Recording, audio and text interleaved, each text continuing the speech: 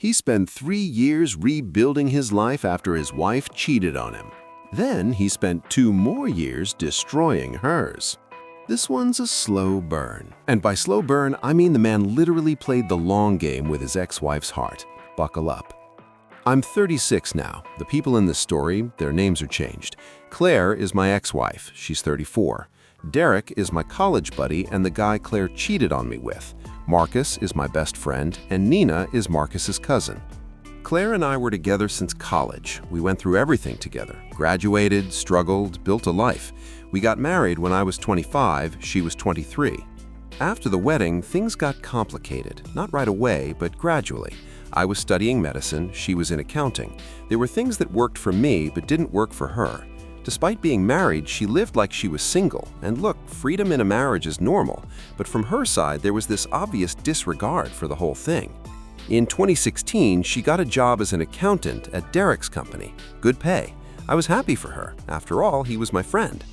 Then the complaints started. She hated where we lived, everything I did annoyed her, she stopped liking the food she used to love, and let me tell you, I'm an excellent cook. She used to beg me to make dinner. Now she'd push the plate away like I served her roadkill.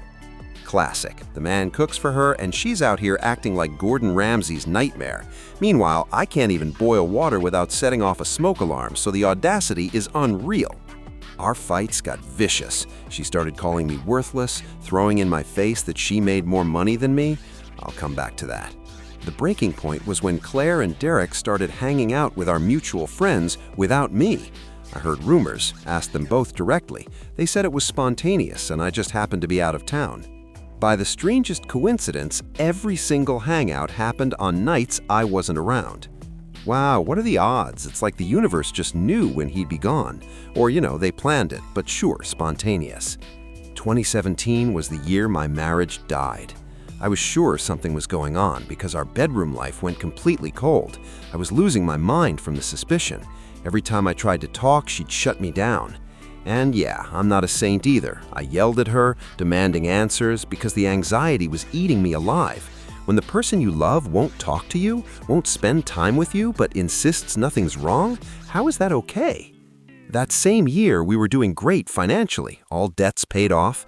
Me and some friends decided to open a pharmacy as a side business. Marcus suggested we celebrate at a pub. When I walked in, I spotted a woman who looked exactly like Claire. She was dancing with some guy in the dim light. I moved closer. Surprise, it was Claire, dancing with Derek, holding hands. At first, I told myself it was fine. They're friends, I'm here with my colleagues, she's with hers, but something felt wrong. I texted her asking where she was. She said she was already home. That was the alarm bell. I told her to stop lying. I could literally see her. She panicked, said she was leaving, and bolted out of the pub. That night, I asked her straight up about Derek. The look on her face like she'd seen a ghost. She wasn't expecting it, and that look told me everything. If you ask your partner about a friend and their reaction is panic, something's going on. That same night, I tried getting into her phone. She changed the password. The next day, I watched her type it and got in. Hundreds of messages, explicit photos, pet names I won't repeat, things they did together described in detail.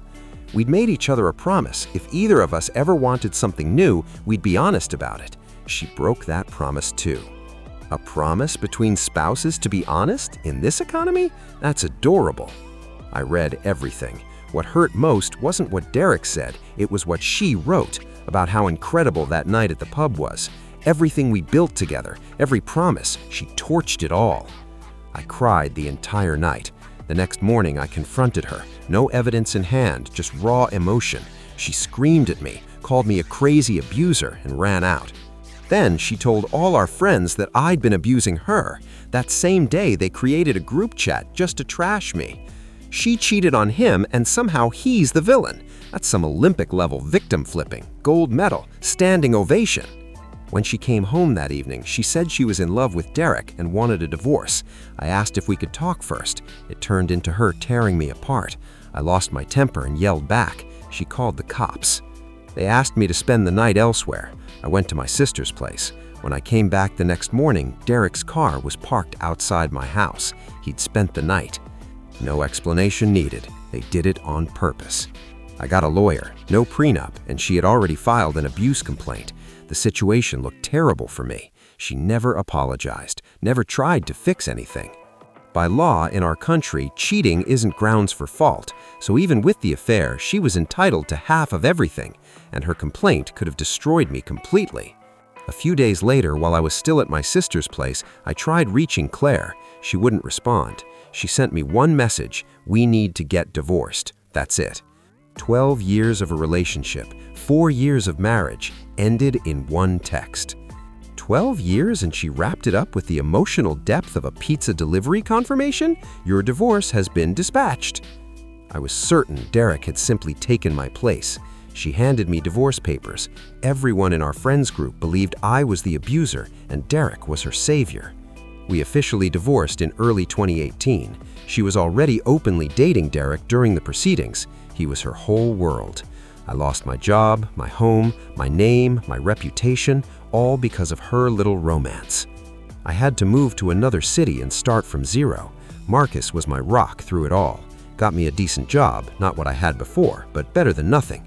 We grew close while I worked to rebuild my life. Dating was out of the question. I couldn't trust anyone. As for Claire, zero contact. Last I heard, she'd moved in with Derek and they were living happily ever after. To fast forward to late 2020, my life had taken a sharp turn upward. The pandemic broke people's lives but filled our pockets. The pharmacy business exploded. I was making real money. I ran into a mutual friend who told me Derek and Claire were done. Derek had cheated on her and left, but Claire had a baby, his baby. He wasn't at the birth, didn't sign the birth certificate. She was raising the kid alone. He cheated on her. The man she blew her marriage for cheated on her. You can't make this up. Actually, you can, but reality already did. She tried dating other people, but emotionally she was stuck, couldn't let go of me or Derek. Part of me was glad, but damn it, I still missed her. I sent her an email asking how she was. She clearly didn't expect to hear from me. We started talking again and reconnected. The first time we met in person was 2021, after several years apart. She looked terrible, gained weight, lost her spark, looked exhausted all the time. Honestly, just seeing her like that made my blood boil, but I still wanted to finish what I'd started. Because here's the thing, life had already punished her, but I'm the kind of person where that wasn't enough. That's honesty, I guess. Most people would say life took care of it and move on. This guy said, yeah, but did life make her cry enough? She told me about Derek, opening up old wounds. I closed that chapter for myself. It actually felt like a weight lifted. She said she was sorry, that she didn't know what she was doing back then, that Derek had turned her against me. I told her I'd forgive her on one condition. She had to publicly admit what she did and clear my name in front of everyone. She did it, lost a ton of friends in the process, but she deserved that. Then she said she wanted us to get back together. Straight up told me I wanted her to raise Derek's son. I said I'd agree, but on my terms. First we date for a while, then we get married, then I legally adopt the kid. The boy was genuinely sweet, and I'd gotten attached. Here's the truth. I already had someone else, a woman named Nina. She'd been my client from another country. Long-distance relationship. Claire and I lived in different cities, so I never moved in with her. I just played it smart, saying I traveled for work. I was giving Claire hope just so I could crush it later, the exact same way she crushed me. We slept together, but I always made sure to use protection. Claire felt like she'd found love again. I pushed her to therapy so she'd get her life back on track. Everyone around us noticed she was happier. She praised me, apologized constantly, did all the sweet little things she used to do when we were married. And yeah, I had moments where I questioned whether I was doing the right thing. Maybe I was traumatizing her for life, but she didn't think about my heart when we were married, so why should I think about hers? Last October was her birthday. Lockdown restrictions had eased, and Nina happened to be in my city. As a birthday gift, I took Claire ring shopping. She picked out her favorite. I paid for it, had it gift wrapped. She was over the moon. That evening, she cried and said how sorry she was for ever hurting me. She looked genuinely remorseful, but I didn't feel anything anymore. Just nothing. Nina, Marcus's cousin, I'd told her the whole story in advance. She was against my revenge plan, but somehow I convinced her. She was uncomfortable, but she understood I needed to go through with it. On Claire's birthday, I drove her to our special spot in the countryside. Nina was already waiting there. I introduced Nina to Claire and told Claire that Nina was my girlfriend. Claire went white. What does this mean? Then who am I? I introduced Claire to Nina as my ex-wife and friends with benefits. Right there, in front of Claire, I proposed to Nina with the ring Claire had picked out herself. Oh, that's cold. That's Siberian winter cold. I stored this revenge in a freezer for 3 years cold. Claire lost it, started screaming. I told her what exactly did she expect? She's the one who destroyed everything. I told her I'd never be with someone like her again. She kept asking, did everything between us mean nothing? I said no. I told her the physical part was payback for the pain, that I was settling the score for what she put me through. Nina tried to calm me down. She could see Claire was hurting. I told Claire to leave. She went around telling everyone I'd cheated on her and that I was a terrible person. This time, I wore it like a badge of honor. Everyone already knew what she did. She cheated first, destroyed my life with false abuse claims, and then wanted me to raise another man's child while dating me. Last time we spoke was December. She wrote me a letter saying she was sorry, that now she understood the pain she'd put me through. She wished me a better life. Last I heard, she has zero interest in new relationships. She doesn't look great. As for me and Nina, we didn't last either. We had some disagreements and went our separate ways. All right, let me break this down. Did the guy have a right to be furious? Absolutely. She cheated, destroyed his reputation, took half his stuff, and left him homeless.